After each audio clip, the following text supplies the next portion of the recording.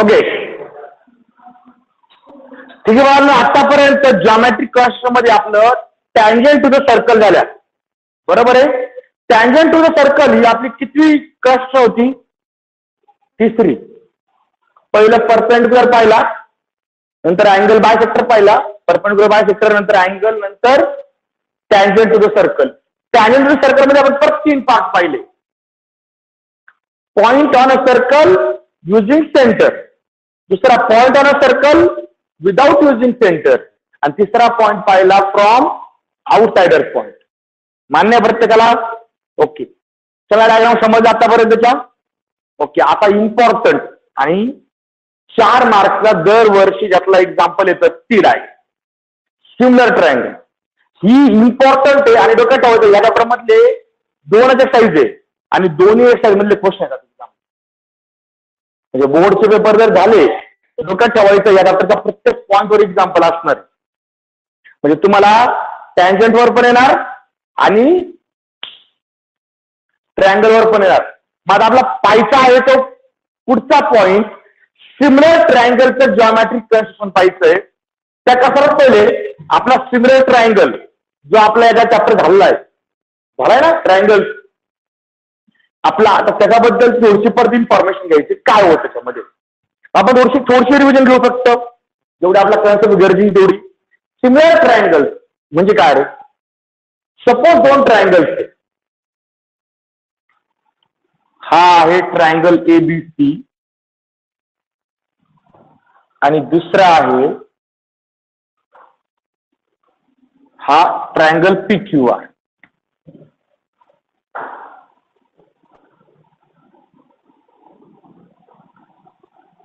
Triangle ABC, triangle PQR.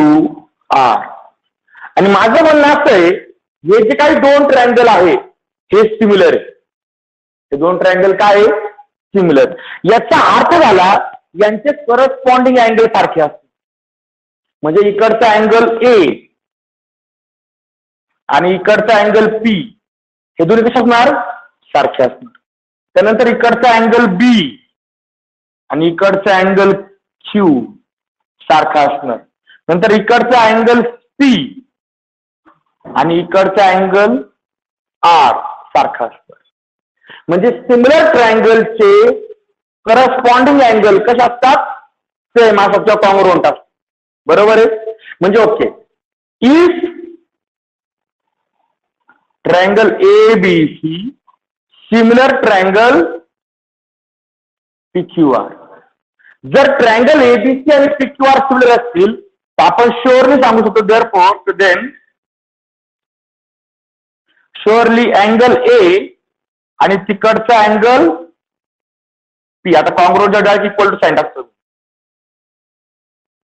Angle P same असणार. नंतर angle B आणि तिकडचा अँगल Q, कारण की 1-1 करस्पॉन्डन्स झालं आपलं, आणि इकडचा अँगल C आणि तिकडचा अँगल हे 100% सेम असणार. बरोबर आहे. म्हणजे अँगल्स आर सेम किंवा कॉन्ग्रुएंट. बरोबर आहे.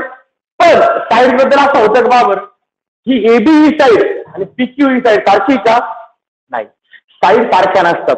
जर ट्रायंगल सिमिलर असतील अँड यांच्या साईड म्हणजे AB अपॉन तिकडची पहिली साईड कोणती? PQ, इकडची दुसरी साईड, तिकडची दुसरी साईड, इकडची तिसरी साईड आणि तिकडची तिसरी साईड, त्यांचा रेशो सेम असणार. म्हणजे कशामध्ये असणार? अँगल्स आर, हे वाटलं तर लिहून ठेवतो बा रेड पेन, म्हणजे डोक्यात ठेवण्यासाठी तुमच्यासाठी आयडिया की अँगल्स कसे असणार? Angles are corresponding angles.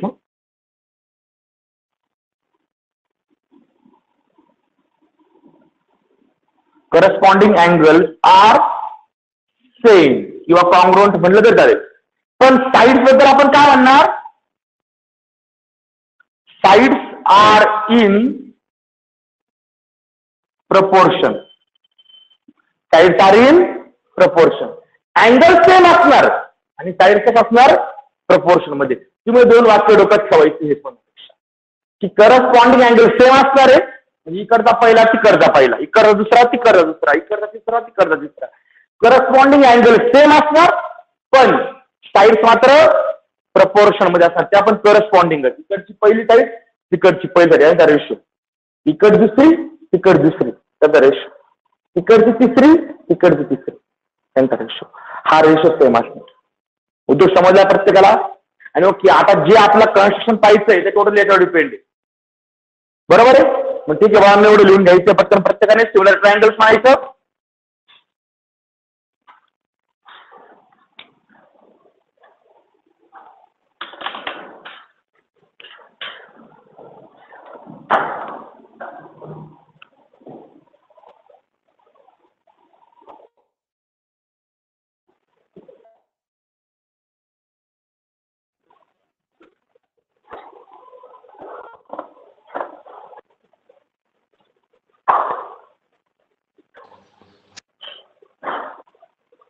Mic on तेवढा कोणाच तरी प्रॉब्लेम असेल तर बोला, असेल तर माईक ऑन करू नका.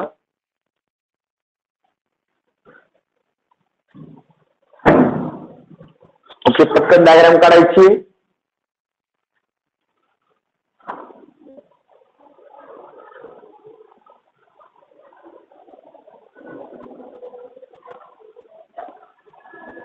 जर दोन ट्रायंगल सिमिलर असतील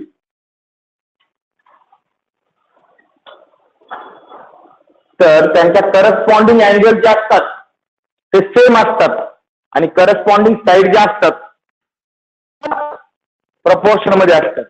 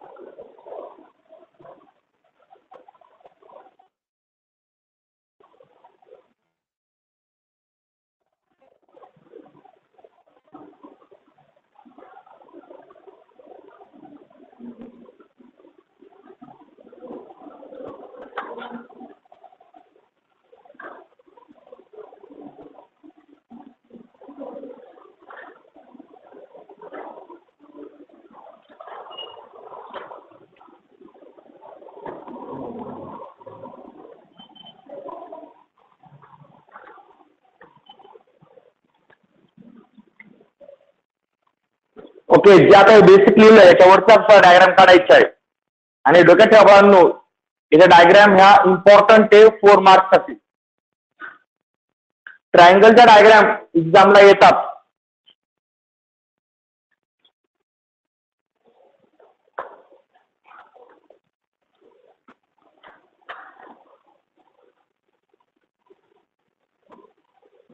ओके झालंय प्रत्येकाचं. ओके जोपर्यंत बाकीचे जातो तोपर्यंत मी तुम्हाला ट्रायंगलच्या डायग्राम बद्दलची आयडिया सांगतो. बघा ट्रायंगल मध्ये सिमिलर ट्रायंगल 2 टाईपचे असतात.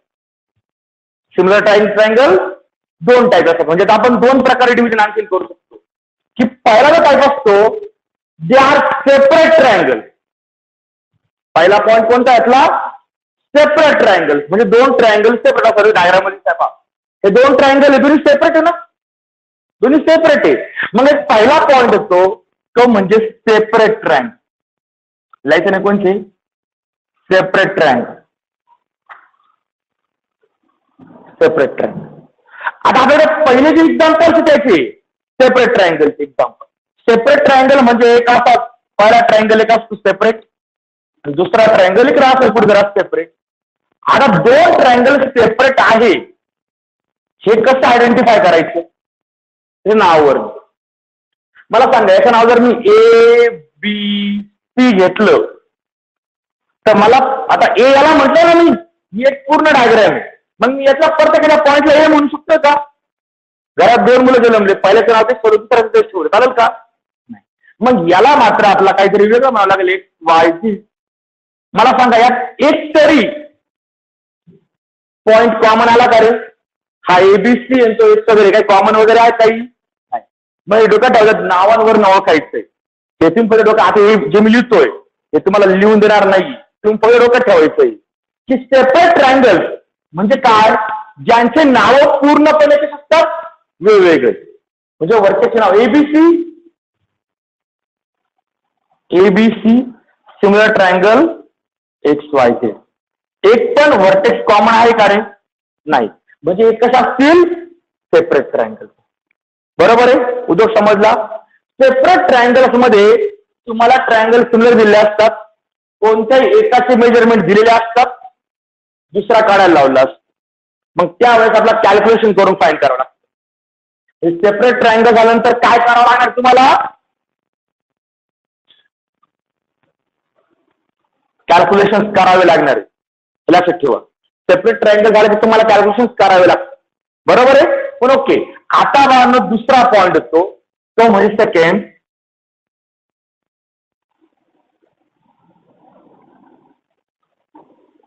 Connected triangle.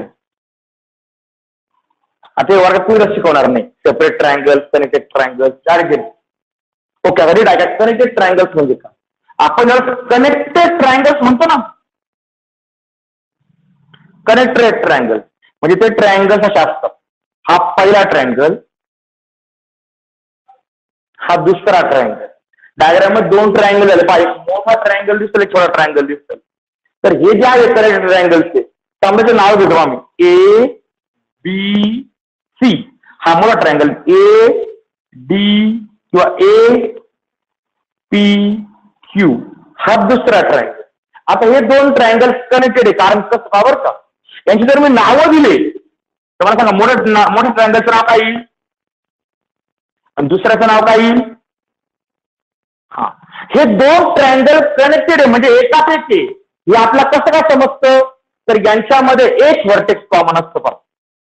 आणि ट्रायंगल सिमिलर ट्रायंगल्स मध्ये जास्तीत जास्त एकच व्हर्टेक्स कॉमन होऊ शकतो, जास्त नाही. मग इथे मला दोन्ही ट्रायंगलच्या नावामध्ये एक कॉमन दिसतो ना रे. म्हणजे याचा अर्थ कोणते ट्रायंगलचे? कनेक्टेड ट्रायंगल्सचे. बरोबर आहे? ओके. मग हे ट्रायंगल सॉल्व्ह करताना किंवा डायग्राम ड्रॉ करताना कॅल्क्युलेशनची गरज नसते.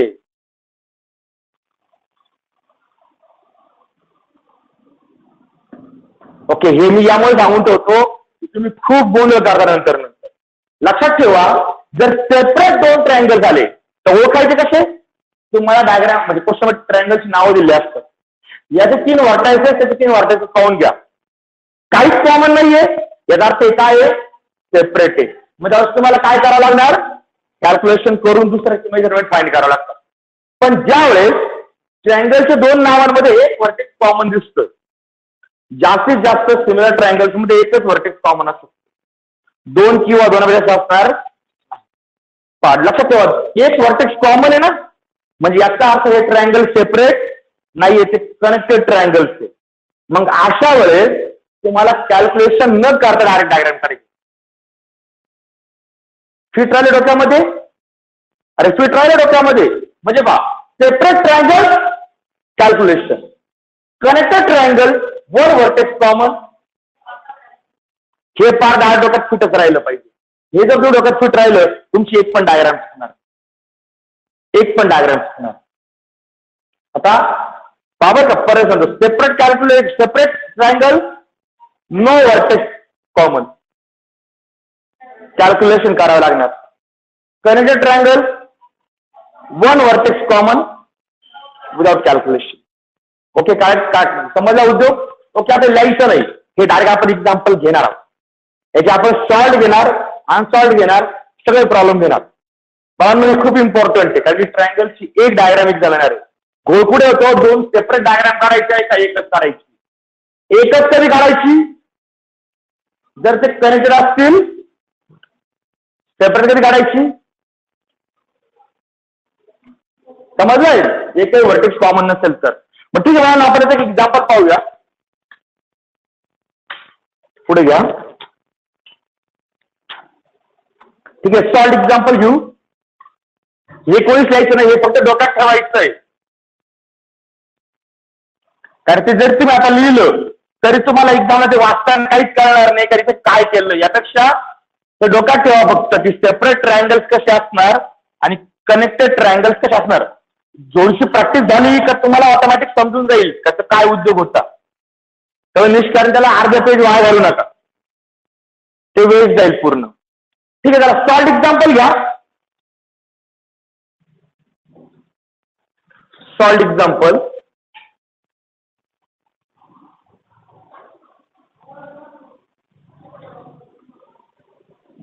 Salt example. Example number 1. Triangle ABC, similar triangle PQR. In triangle ABC, AB is 5.4 centimeter, BC 4.2 centimeter, AC 6.0 centimeter. AB as to PQ is equal to 3 as to 2. AB as to PQ की दिला है 3 as to 2.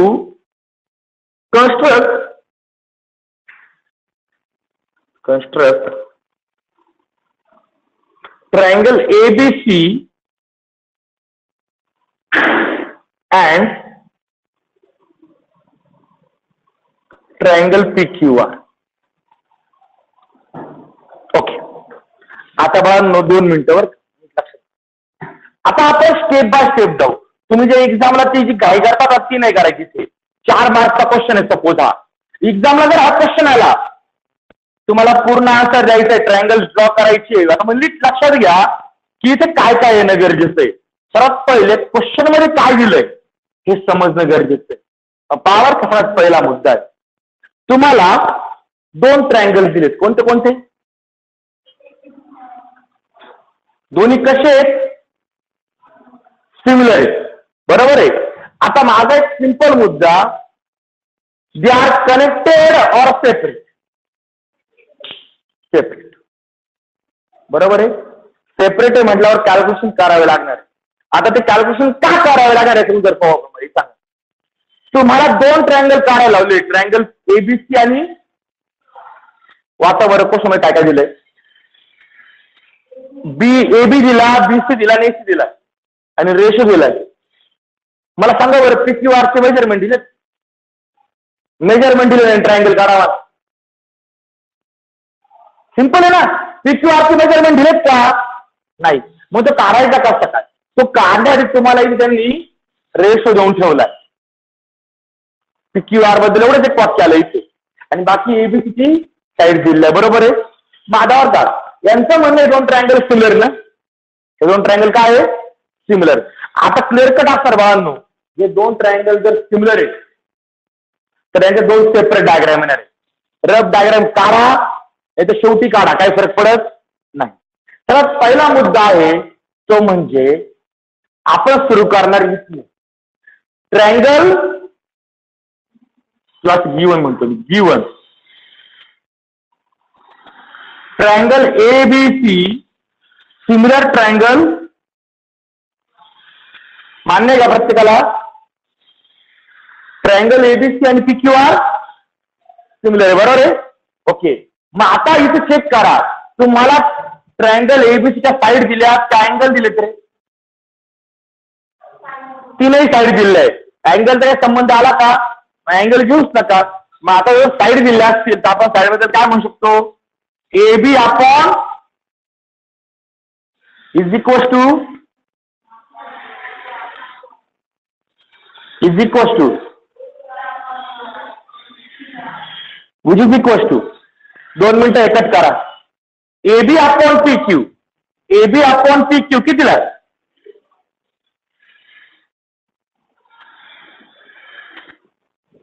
अडचण बोला.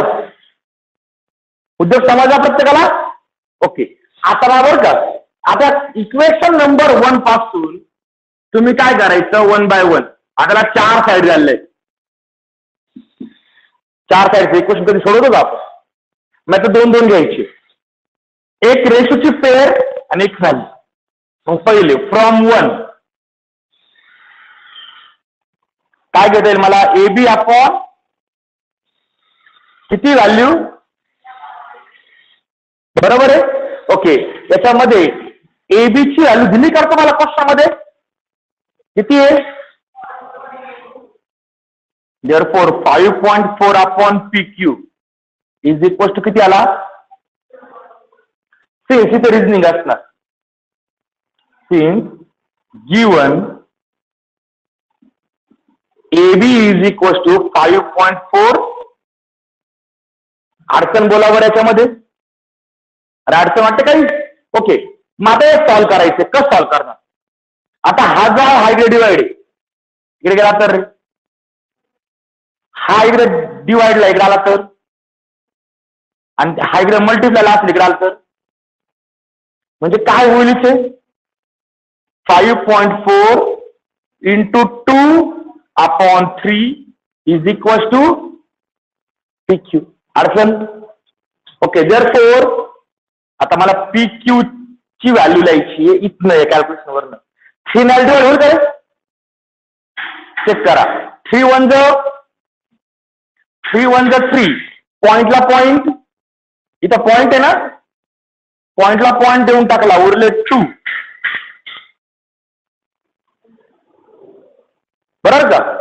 Division कशी केली समजली? वाटलं नाही जमली ना, 3 ने पहिले पॉइंटचा विचार सोडून द्या. 3 1 3 उरले 2. 3 8 24 देऊन टाका. नंतर एक पॉइंट आहे ना, मध्ये पॉइंट देऊन टाका, म्हणजे विषय संपला. आता हे किती आलं? 1.8 इंटू 2, म्हणजे PQ किती आला?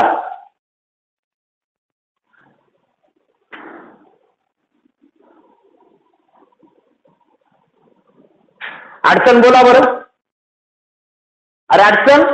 ओके, अँड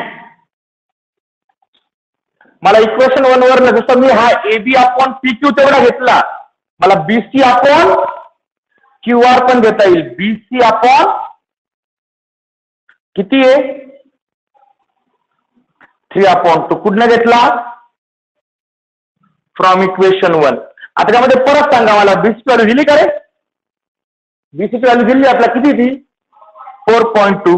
म्हणजे 4.2 upon is equal to 3 upon 2. याला रिझनिंग असणार. हे कशावरनं घेतलं? गिवन काय? BC is equal to 4.2 centimetre. मग आता हे सॉल्व्ह करायचंय. Clear cut. हा QR जे डिवाइडला इकडे गेला मल्टिप्लायला होईल, हा डिवाइड इकडे आला मल्टिप्लायला येईल, आणि हा डिनॉमिनेटरला येईल. बरोबर आहे? म्हणजे काय होईल रे बाळा मिळते? 4.2 into 2 upon 3 is equal to QR. Therefore मला QR लिहायचं आहे. 3 ने 4.2 डिवाइड करायचं. 3 1 3, 3 1 3, उरला 1, 3 4 एक पॉइंट आहे, मग याच्यामध्ये पण पॉइंट येईल ना, म्हणजे किती झाले? 1.4 इंटू 2, म्हणजे QR ची व्हॅल्यू किती आली? 2.8 किलोमीटर सेंटीमीटर का? ओके, अडचण. हा, आता पुढे जसं तुम्ही हा पहिला घेता, दुसरा घेता, आता कोण घ्यायचा? 3 नंबरचा. ऑल्सो AC अपॉन किती आहे? कुठनं घेतला? From equation 1. मग आता काय होणार? AC ची व्हॅल्यू दिलेली तुम्हाला, दिलेली आहे. देअरफॉर 6.0 अपॉन PR सिन्स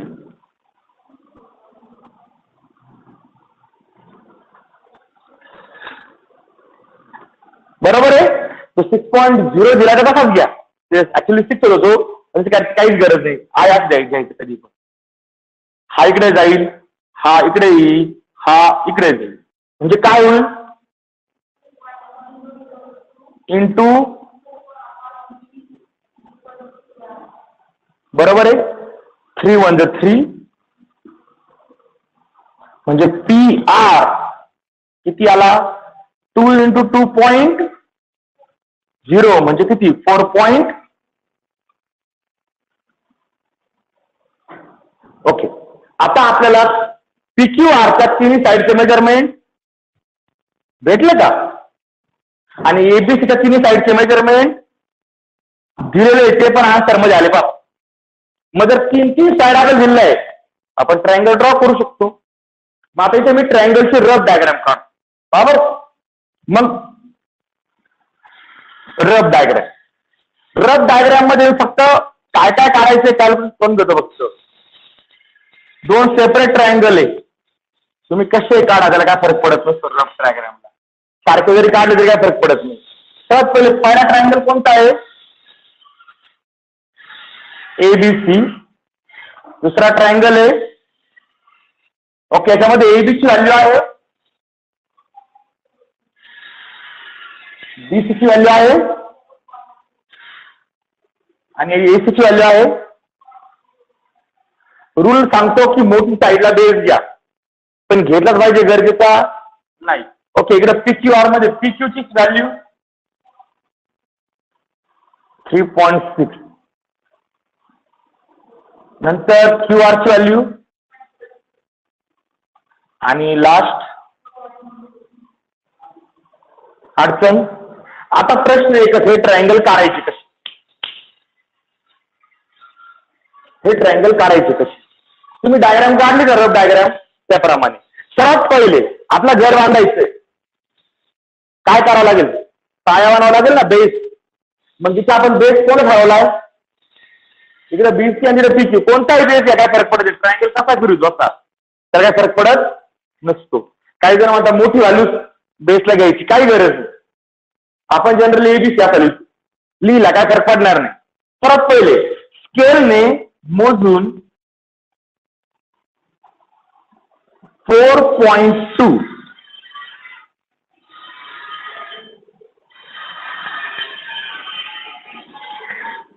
हा स्केलने मोजून काढायचा. बरोबर आहे? स्केलने मोजून काढला की त्यानंतर तुमची कंपास घ्यायची. घेतलं कंपास? कंपास मध्ये ही बी पासून हे किती अंतरावर आहे? याच्यामध्ये 5.4 घ्यायची. घेतला 5.4. तुमच्या कंपासचं लोखंडी टोक कुठे असेल? बी वर. का? तर बी पासून 5.4 ना. मग 5.4 घेतला, कंपासचं लोखंड टोक बी वर ठेवायचं. बरोबर आहे? अरे बरोबर आहे गव्हाणं. ओके. त्यानंतर आता सी पासून हे किती अंतरावर आहे? कंपास मध्ये 6 एवढं मेजरमेंट घ्यायचं. आता सी पासून हे म्हटलं ना, मग लोखंडी टोक कुठे ठेवावा लागेल? सी वर. आणि त्या चापला कट करणारा चाप द्यायचा. दिला? हा. आता काय करायचं?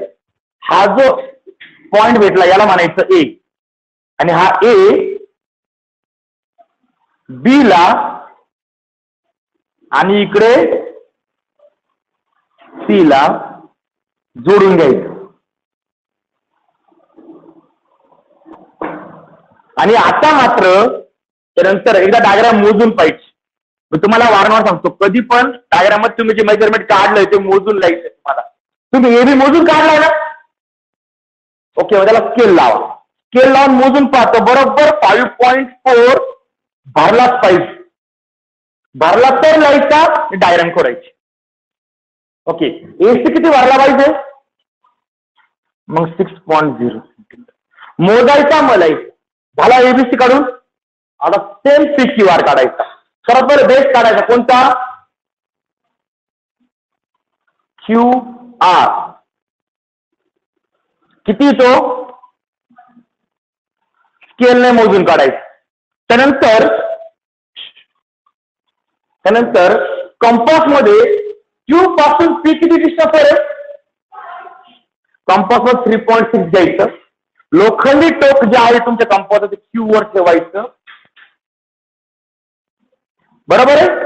त्यानंतर आर पासून पी टी डिस्टन्स आहे 4, डिस्टन्स वाढवा 4 करून घ्या.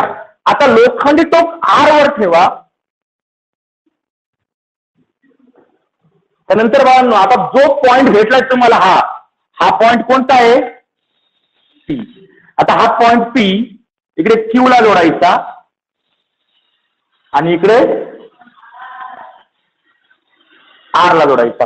मोजून पाहायचं हा बरोबर 3.6 सेंटीमीटर भरणार आहे आणि तो बरोबर किती भरणार आहे. आणि बघा ही आहे तुमची डायग्राम. म्हणजे आपण जो काही एवढा उद्योग केला ना त्यासाठी केला. आल्या का रे 2 सेपरेट डायग्राम. ओके. मग सेपरेट डायग्रामला काय करावं लागतं पहिले, कारण की त्यांनी एकाच ट्रायंगलची मेजरमेंट दिली होती, दुसऱ्या दिले होते का नाही. मग दुसऱ्या त्यामुळे आपल्याला काढावं लागले. अडचण बोला बरं. हे येतं 4 मार्क्सला.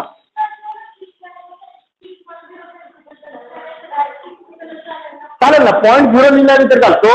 पण शक्यतो मॅथचा रूल काय माहिती का, की जर तुम्हाला कोणी वीट फेकून मारली तर तीच वीट धरायची, तेवढ्याच जोरात त्याच ठिकाणी फेकून मारायची. जसा क्वेश्चन आला ना आन्सर त्याच पद्धतीने द्यायचं, आपण बदल करायचे नाही. ओके. आता ते सॉल्व्ह करायचं आहे प्रत्येकाने.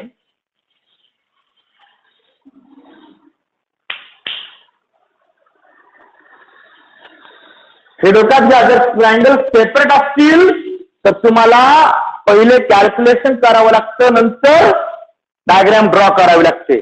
मग प्रत्येकाने आता कॅल्क्युलेशन करायला घ्या.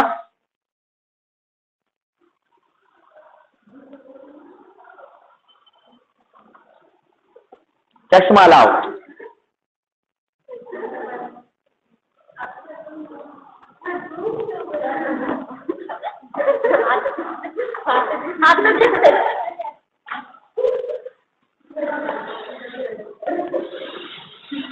ओके. तुझे बांधनो ते कॅल्क्युलेशन लिहून घ्यायचे, पण लिहिण्यापेक्षा माझं म्हणणं आहे ते कॅल्क्युलेशन करून पहा.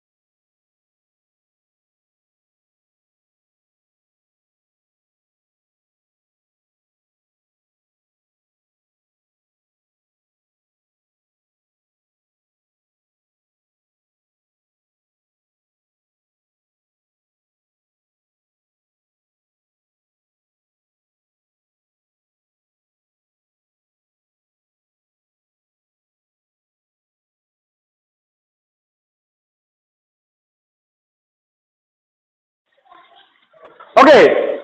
तर बघा आज जेवढी डायग्राम होणार आहे, कारण की एवढं तुम्हाला लिहायचं म्हणजे फक्त लिहून नाही पाहिजे, ते कॅल्क्युलेशन सुद्धा सॉल्व्ह करून पहा. मी जे रेड पेनने ॲरो करतोय ना ते तुम्ही करून पहा, ते सॉल्व्ह करून पहा.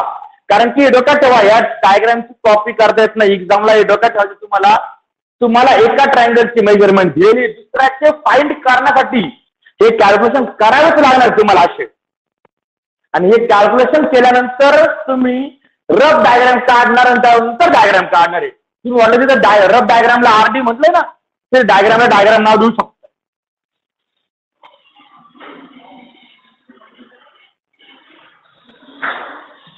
म्हणजे डायग्राम तुम्हाला कळेल की डायग्राम कुठे. काही जण कन्फ्युजन नाही होऊ म्हणून रफ डायग्राम पहिले घेतात आणि तुमची प्रॉपर डायग्राम लास्टला घेतात मध्ये कॅल्क्युलेशन. पण त्यापेक्षा हे मला सोयीस्कर वाटतं. ठीक आहे बाळांनो. हा आहे तुमचा आजचा एकमेव क्वेश्चन. एवढाच झाला. आता उद्या मात्र यासारखे आणखी एक एक्झाम्पल दिले बुकमध्ये, ते सॉल्व वाले होतील. आणि मग मात्र बाळांनो ते मिक्स ट्रायंगल जे आहे ना एकात एक, जे मॅक्झिमम वेळेस येतात आणि ते अडचण देतात ते होतील. येत्या 2 ते 3. त्यामुळे लगेच स्टडी सुरू करा. वेटेज भरपूर आहे चॅप्टरला. चॅप्टर मध्ये एवढं विशेष काही नाहीये, पण त्याला वेटेज तरी जवळजवळ 10 मार्क्सचं वेटेज आहे चॅप्टरला आउट ऑफ 40. तुम्ही हा जर चॅप्टर केला तर तुमच्या भरपूर जे दुसरे चॅप्टर सेक्टर जॉमेट्रिकले ते ऑप्शनला, पण आपल्याला ट्रिग्नॉमेट्री टाकायचं नाही. डोक्यात ठेवा. कोणी किती सांगितलं ट्रिग्नॉमेट्री ऑप्शन टाकायचं नाही. तुम्ही 11-12ला फ्री ट्रिग्नॉमेट्री सायन्स, मग सायन्स तुम्हाला ऑप्शन टाक. त्यामुळे आज आपण बाकीचे तुम्ही ट्रायंगल्स, पायथागोरस थेरम हे तुम्ही याला टाकले ऑप्शनला, काय फरक पडणार नाही. पण ट्रिग्नॉमेट्री ऑप्शन टाकायचं नाही. जॉमेट्रिक कन्स्ट्रक्शन ऑप्शनला टाकायचं नाही. हे जॉमेट्रीचे बेसिक चॅप्टर्स आहेत.